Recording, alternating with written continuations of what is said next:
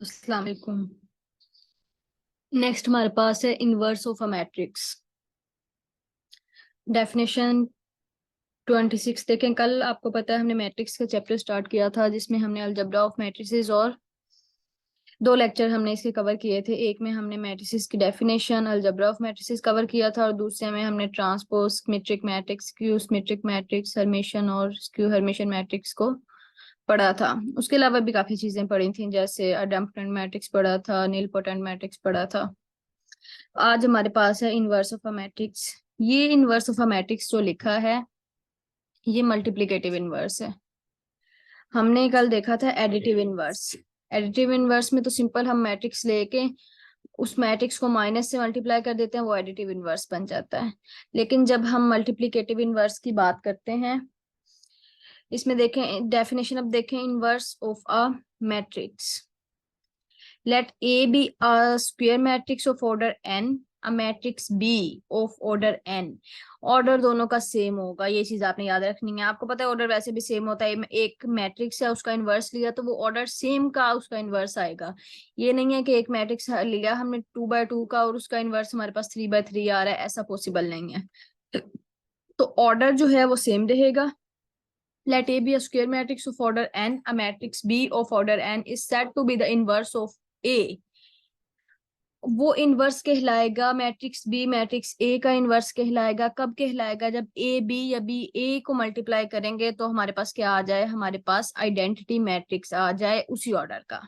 ठीक है, सेम वही चीज जैसे हमने ग्रुप में पढ़ा था। हम मैट्रिक इनवर्स की बात करते हैं ग्रुप में तो हम क्या कहते हैं, हम पहले एक आइडेंटिटी लेते हैं, फिर उसके बाद कहते हैं किसी भी एलिमेंट के कोरस्पॉन्डिंग हमें ऐसा एलिमेंट मिल जाए कि हम दोनों को मल्टीप्लाई करें तो आइडेंटिटी आ जाए। तो यही चीज है, किसी भी मैट्रिक्स के कोरस्पॉन्डिंग हमें एक ऐसा मैट्रिक्स मिल जाए जिसको जो है वो हम मल्टीप्लाई करें तो हमारे पास क्या आ जाए, आइडेंटिटी मैट्रिक्स आ जाए। ये चीज A B is equal to B A is equal to I N, तो उन दोनों को मल्टीप्लाई करें हमारे पास आइडेंटिटी मैट्रिक्स आ जाए। Note that the inverse of an arbitrary square matrix में नॉट एग्जिस्ट। किसी भी स्क्वायर मैट्रिक्स का इनवर्स एग्जिस्ट नहीं करता। उसके लिए कुछ कंडीशंस हैं कि कब किसी मैट्रिक्स का इनवर्स एग्जिस्ट करेगा और कब इनवर्स नहीं एग्जिस्ट करेगा। अब उन्होंने ये मैट्रिक्स कहा है, ठीक है, हैज नो इनवर्स। क्यों? क्योंकि ये जो है ये सिंगुलर मैट्रिक्स है। ये आगे जाके अभी कंडीशन इन्होंने लिखी होगी, इसका आप डिटर्मिनेंट लेंगे तो वो हमारे पास क्या आ जाएगा, वो 0 आ जाएगा। तो ऐसे मैट्रिक्स जिनका जो हमारे पास डिटर्मिनेंट 0 आ जाए उनको सिंगुलर मैट्रिक्स कहते हैं और उन मैट्रिक्स का इनवर्स हमारे पास एग्जिस्ट नहीं करता। तो इनवर्स जो है इन्होंने कहा है इनवर्स भी यूनिक होता है। ठीक है, ये चीज आपने याद रखनी है, एक मैट्रिक्स का इनवर्स जो है वो यूनिक होता है। The unique inverse of a matrix A if it exist is denoted by A inverse. A inverse से डिनोट करते हैं। यहां से आपने डेफिनेशन देखनी है नॉन सिंगुलर एंड सिंगुलर की। Square matrix A whose inverse exist, ऐसा मैट्रिक्स जिसका इनवर्स एग्जिस्ट करे, is called singular matrix. Non singular और एन इन्वर्टिबल मैट्रिक्स जिसका इनवर्स एग्जिस्ट करे उसको नॉन सिंगुलर या फिर हम क्या बोलते हैं, इन्वर्टिबल मैट्रिक्स बोलते हैं। और जिनका इनवर्स एग्जिस्ट ना करे उनको हम सिंगुलर मैट्रिसेस बोलते हैं। नेक्स्ट देखें properties of inverse of a matrix. में हमारे पास क्या आ जाता है, it is easy to verify the following inverse properties of inverses of a matrix. One में देखें आप, इन्वर्टिबल मैट्रिक्स में ये हमें पता है इनवर्स का इनवर्स लेने से वही सेम चीज आ जाती है, इससे कोई। और ये भी चीज हमने पढ़ी है कि ए बी इनवर्स किसके बराबर है, बी इनवर्स ए इनवर्स के बराबर है। ये पीछे मैंने एक्सप्लेन किया हुआ है। ठीक है, ये सिंपल चीज है, ये ऐसे ही हम ग्रुप में ओपन करते हैं। ऐसे पीछे हमने ट्रांसपोज में भी यही चीज ओपन की थी कि ए बी का transpose equal to B transpose A transpose हमारे पास आता है। For an invertible matrix, A transpose का इनवर्स लें या ए इनवर्स का ट्रांसपोज लें वो सेम आएगा, उस पर कोई फर्क नहीं पड़ेगा। ठीक है,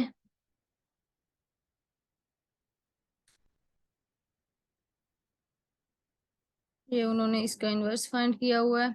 elementary row operation. Elementary row operation basically हमारे पास कितने होते हैं, ये 3 एलिमेंट्री रो ऑपरेशन है। 2 रोज को हम क्या कर सकते हैं, इंटरचेंज ऑफ 2 रोज, 2 रोज को इंटरचेंज कर सकते हैं। किसी भी रो को हम किसी स्केलर से मल्टीप्लाई कर सकते हैं, नॉन जीरो स्केलर से। ठीक है, जीरो से नहीं, नॉन जीरो स्केलर से मल्टीप्लाई कर सकते हैं। और एक रो का मल्टीपल दूसरी रो में ऐड कर सकते हैं। एक रो है, हमने कहा इस रो को हमने 2 से मल्टीप्लाई करके दूसरी रो में ऐड या सब्ट्रैक्ट कर दिया तो ये चीज हम कर सकते हैं। ये एलिमेंट्री ऑपरेशन है, रो ऑपरेशन, ठीक है। ये हमारे पास एलिमेंट्री रो ऑपरेशंस हैं, इनको रो ऑपरेशन बोलते हैं। इसको आगे पढ़ने की जरूरत नहीं है इधर से।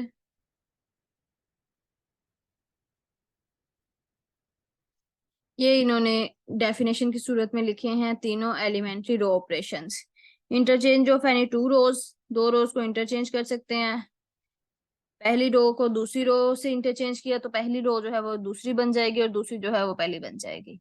Multiplication of a row by non zero real और कम्प्लेक्स नंबर, किसी भी रो को, पूरी रो को पकड़ के किसी नॉन जीरो रियल या कम्प्लेक्स नंबर से मल्टीप्लाई कर सकते हैं। और एक रो का स्केलर मल्टीपल दूसरी रो में ऐड या सब्ट्रैक्ट कर सकते हैं अपनी आसानी के लिए, ठीक है।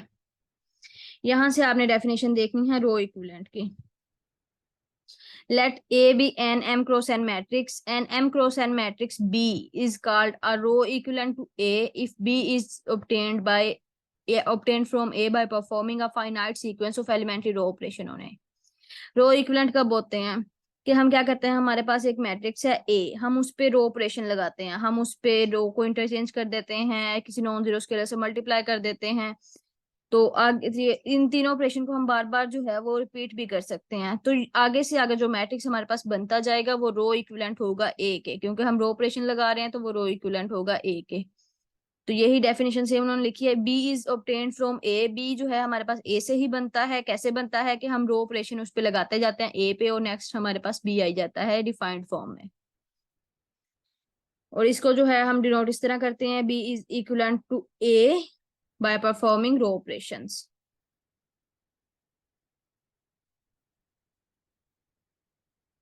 नेक्स्ट ये डेफिनेशन है हमारे पास, ये हमने जो है फर्स्ट ईयर में भी पढ़ी थी, उधर से भी आप कर सकते हैं, उधर ज्यादा इजी थी। डेफिनेशन 29 देखें। An m cross n matrix A is said to be row echelon form if it has the following properties: all non-zero are above any zero rows। Zero रोज जो हैं वो सारी सबसे नीचे पाई जाएंगी मैट्रिक्स में। जब एचिलॉन फॉर्म हम चेक करेंगे, हमने सबसे पहले ये चेक करना है कि जीरो रोज जो हैं वो नीचे पाई जा रही हैं। दूसरी कंडीशन इसकी ये है, the first non zero entry in each non zero row is to the right of the first non zero entry to of each preceding row. That is, the number of zeros occurring before the first non-zero entry in each non-zero row is greater than the number of non-zeros that appear before the first non-zero element in any preceding row।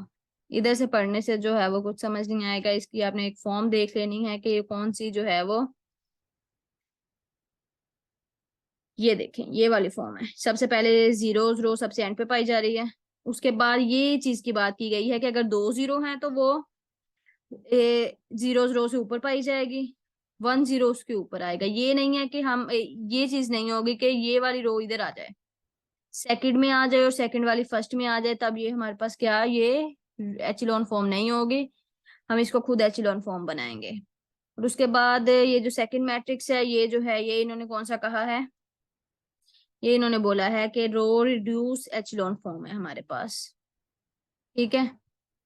इसमें जो है सबसे पहले pivot element आ जाता है। Pivot element first सबसे, a column containing a pivot is called pivot column. In echelon, in an echelon matrix the first non zero entry of a row is called. Echelon form में जो first non zero entry होती है ना, जैसे ये है, ये वाले, इसको हम बोलते हैं ये पाइवट है हमारे पास, ठीक है। और ये पूरा कॉलम जिसमें पाइवट एंट्री पाई जाए उसको बोलते हैं पाइवट कॉलम। और ये पूरी जो फॉर्म हमारे पास बन जाती है इस तरह की, इसको हम बोलते हैं, ये हमारे पास क्या है, ये रो रिड्यूस एचिलॉन फॉर्म है। इसको ज्यादा अच्छे से हमने पढ़ा था फर्स्ट ईयर में, अगर किसी को नहीं समझ आ रही तो वो उधर से देख सकता है।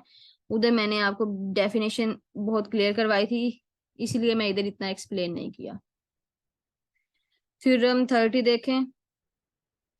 Every matrix is row equivalent to a matrix in echelon form. हर मैट्रिक्स जो है वो एचिलॉन फॉर्म के रो इक्विवेलेंट होता है। तो ऐसा होता ही है क्योंकि हम मैट्रिक्स पे जो है वो रो ऑपरेशन लगा के आगे से आगे जो है वो एचेलॉन फॉर्म बनाते हैं, तो वो पीछे अपने सारे जो मैट्रिसेस होते हैं उनके रो इक्विवेलेंट ही होता है।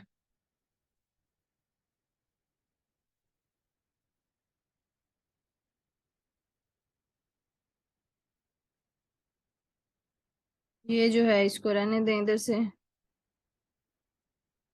थ्योरम 32 देखें। An elementary row operation on an m cross n matrix A amounts to pre-multiplying A by corresponding elementary m cross n matrix C।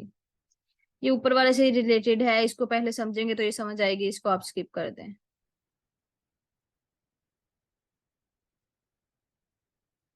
ये भी रहने दें सारा, इधर से ये थ्योरम छोड़ दें।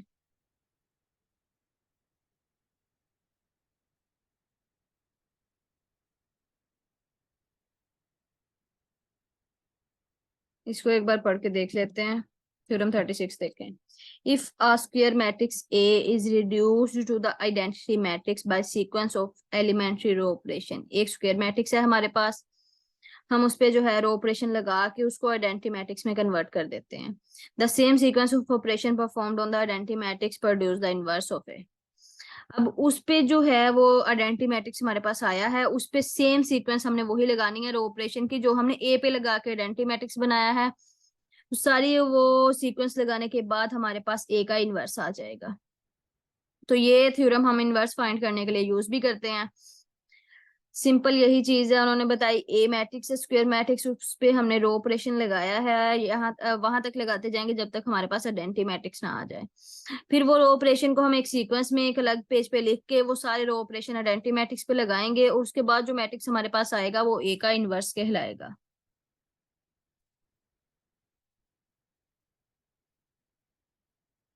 ये रहने दें।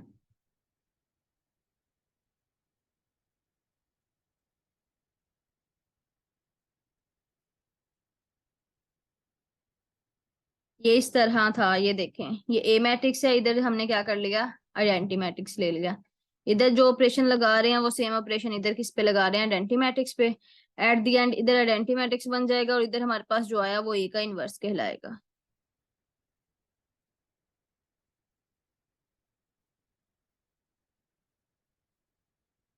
यहाँ तक किसी को कोई क्वेश्चन है तो वो पूछ सकता है।